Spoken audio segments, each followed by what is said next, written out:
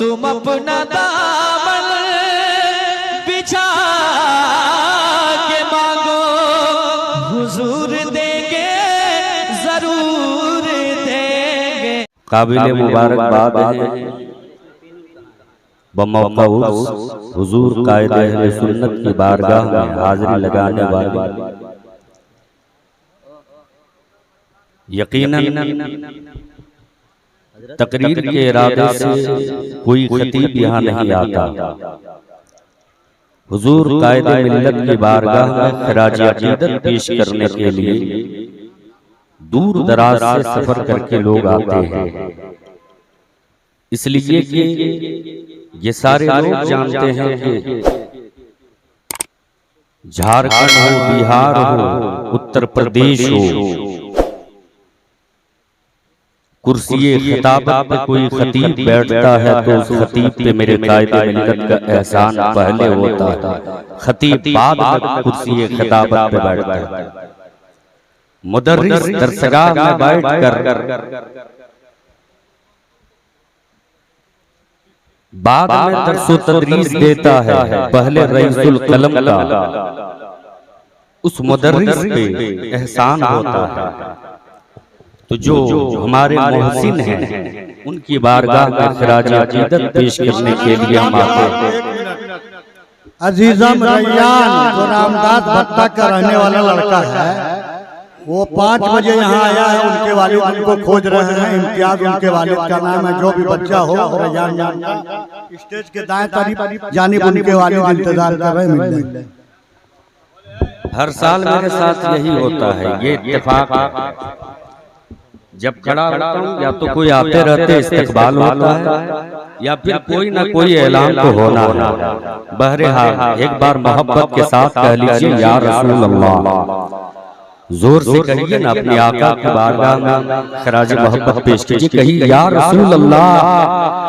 उलमाए अहले सुन्नत की मौजूदगी है और ये कहने वाली बात नहीं है कि ऊपर से नीचे तक सारे पढ़े लिखे लोग हैं। यहाँ से एक पैगाम देना चाहता हूँ, 2-5 मिनट हाथ आया। आज हमारी हाजिरी एक इल्मी मरकज में हुई है।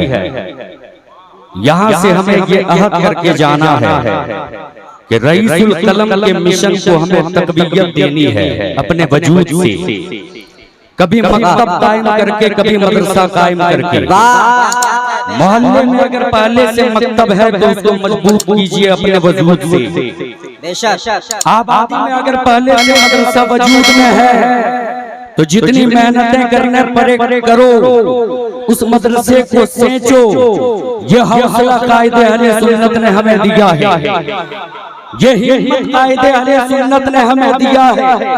इसलिए कि आज मॉडर्न जमाने में हम जी रहे हैं। इस जमाने में हमारे पास पैसे की कमी नहीं, मालो दौलत की कमी नहीं, वसाइल की कमी नहीं। सलाम है कायदे अहले सुन्नत की जात पर कि जब वसाइल कम थे, पैसे नहीं थे, परवाह नहीं किए कि मेरे जिस्म पर कितने कांटे चुभेंगे।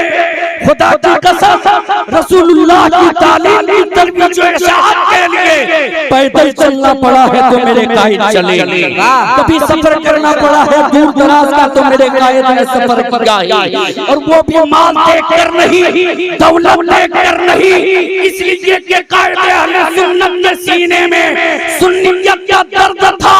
कायदे अहले सुन्नत अपने घर को आबाद करने के लिए नहीं, सफर किया करते थे तो सुन्नियत को आबाद करने के लिए। नारे तकबीर, नारे रिसालत, उर्से हुजूर कायदे अहले सुन्नत, नारे तकबीर। कायदे मिल्लत की बारगाह में हमारी हाजिरी हुई, यहाँ से एक पैगाम लेके जाओ। आप मदारिस इस्लामिया में पढ़ रहे हो, एक घर में 10 बच्चा होता, किसी बाप का 10 बच्चा है, 5 बेटी 5 बेटा, कोई एक आलिम बनता और दूसरे भाइयों की यह हालत होती, कोई वुजू का तरीका नहीं जानता, कोई गुस्ल का तरीका नहीं जानता।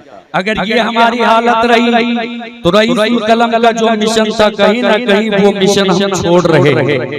कहीं ना कहीं उस मिशन को हम कमजोर कर रहे हैं। इसलिए हमारी कोशिश ये होनी चाहिए कि एक घर में अगर 10 फर्द है, एक आलिम है हो जाए, बकिया जो 9 है वो भी रसूलुल्लाह की तालीमात से दूर ना रहे। इसलिए क्या हम ऐसे जमाने में जी रहे हैं जब हमारी औलादों को, हमारे जवानों को लोग धोखा दे करके, फरेब करके, लोग धोखा देकर हमारे जवानों के हौसलों को पस्त कर रहे हैं। कुछ इस सूरत में क्या बाजार में जब कोई हमारा जवान अब्दुल्ला नाम का होगा, उससे पूछा जाता जरा ये तो बता तेरा नाम क्या है, हमारा जवान जवाब देता मेरा नाम अब्दुल्ला है। फिर उसी जवान से पूछा जाता है, तवज्जो का ताला, 2 मिनट में मैं अपनी बात मुकम्मल कर रहा हूँ। फिर उसी जवान से पूछा जाता है जरा ये तो बता तूने अपना नाम अब्दुल्ला बताया है, तू किस मजहब का पाबंद है? जवान जवाब देता है मैं मजहब इस्लाम का पाबंद हूँ। फिर उसी जवान से पूछा जाता है जरा ये तो बता तू कितने खुदाओं को मानते हो? जवान जवाब देता है अल्लाह एक है, वही खालिक है, वही मालिक है, उसी ने जमीन की तख्लीक फरमाई है, उसी ने आसमान की तख्लीक फरमाई है, उसी ने चांद की तख्लीक फरमाई है, उसी ने सूरज की तख्लीक फरमाई है। उस जवान से पूछा जाता है अब्दुल्ला जरा ये तो बता क्या तूने खुदा को देखा है? जवान जवाब देता है हमने खुदा को देखा नहीं। एक देखने वाले का कहा मान लिया, बिन देखे हमने खुदा को खुदा मान लिया। फिर उसी अब्दुल्ला नामी जवान से पूछा जाता है तुमने जिनके कहने पर खुदा को एक माना, दीन को दीन माना, कुरान को कुरान माना, जरा उस नबी की सूरत को बता। मेरा जवान खामोश हो जाता है। अगर हमारी कोशिशें शामिल हाल रहती, हम अपने जवानों को सिखाए होते, इस जानिब जवानों को तवज्जो दिलाए होते, तो खुदा की कसम हमारा जवान साहिल का मुंह तकता नहीं रहता, साहिल की आंखों में आंखें डालकर कहता अरे ओ साहिल तुम मेरे नबी की सूरत पूछते हो? सुन, दुनिया में जितने सूरत वाले हैं, जितने हसीन हैं, सबों को खूबसूरती की मिसाल लोग जान से देते हैं।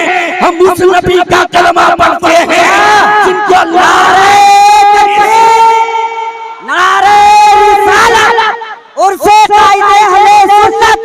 हजरत मौलाना सद्दाम जामी भाई जिंदाबाद कलमा पढ़ते हैं, अच्छे माशाअल्लाह कलमा पढ़ते हैं, जिनके हुस्न का आलम ये है कि किसी ने चांद से तशबीह देने की कोशिश की तो शायर ने कलम उठाया लिख दिया चांद से तशबीह देना ये भी क्या इंसाफ है? अरे चांद में तो दाग है, उनका जिंदाबाद। 2 मिनट में मैं अपनी बात मुकम्मल कर रहा हूँ, तवज्जो के साथ सुने, हाथों को उठाकर या रसूल अल्लाह। फिर उसी जवान से पूछा जाता जरा ये तो बता तू जिस नबी का कलमा पढ़ते हो उस नबी की सीरत क्या है?